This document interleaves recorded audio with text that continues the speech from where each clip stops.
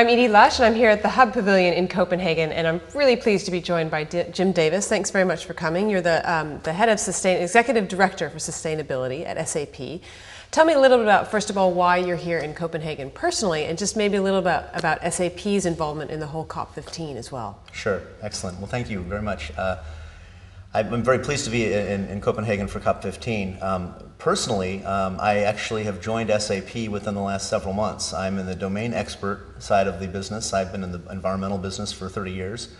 And I'm one of a few people that SAP has brought on board recently to help set a direction and provide credibility to the organization to supplement the incredible IT skills that we have with people that understand what businesses are facing in terms of sustainability. So before coming to SAP, I was actually Copenhagen bound with a previous employer, and I carried that message on and was fortunate enough to be selected by our executive committee to represent the SAP at this event. Tell me about what SAP is doing on the sustainability side. So what are the kind of things you've been, as you say, you've just been brought on board. What are the kind of initiatives that you are undertaking at SAP?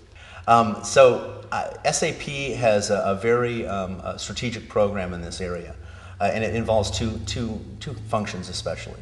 There's what we call an exemplar role, where we understand that it's important to understand what our customers face in terms of how to manage their own sustainability, develop metrics that are relevant to their industry, track that performance, and then report that performance. We feel it's very important to walk the talk and be a leader in our own sector. And so we have an internal program, very aggressive program, corporate-wide, across all of our offices to manage our own sustainability performance footprint. We use our own software solutions to do that.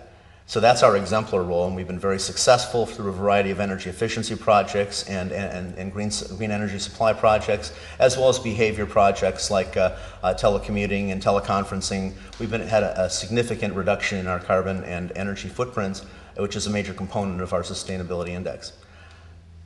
In terms of our customers, we want to enable them. So our enabler role as a software provider, the world's largest corporations run SAP to run their business. And so we see a very important channel of impact for our own sustainability initiatives to take our software solutions and make them available to our customer in a way that integrates fully with the suite of software that we already have established with the world's economy to run major corporations and business practices.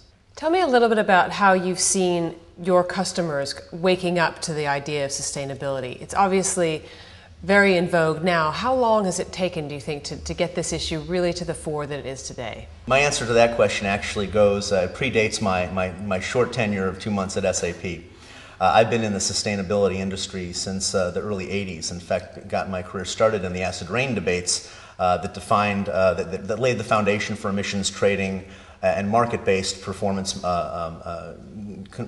market-based compliance regimes for air emissions. And I've seen a very interesting evolution over time. My primary focus has been in the power sector and electricity sector, which is one of the key target industries, if you will, for the initiatives to reduce emissions. And in the power sector, it's been a very slow process, but I think a very important strategic process where now we have the largest emitters in the United States and North America and in the world are now lining up to understand that the magnitude of the issue is upon them, and more importantly, I think, is that it's moved from being an issue of morality to being an issue of materiality in the way that they operate their businesses, and the financial performance that they will have in the future is essentially requires them to be more competent and more credible in the way they address this issue going forward. I wonder if you could just tell me, for you as a company, for SAP, how important is it that we get a real decision here, a treaty signed at Copenhagen? That's a very interesting question. I think that the answer to that question is that while Copenhagen is a very important meeting, COP15 is a very important meeting, I see the thing that is most critical in my view is that independent of what comes out of COP15 in terms of a formal treaty or obligations and commitments by the political infrastructure, is that the business community, I think, is overwhelmingly becoming aligned with action on this topic. So I think that the thing that's most important about COP15 to me is the meeting of the business community and the minds around the fact that it's a business reality, that regardless of what the political framework is, regardless of what the regulatory framework is, this is part of the business culture going forward. And for SAP as an organization, we've realized that in order to be relevant in the future, that we have to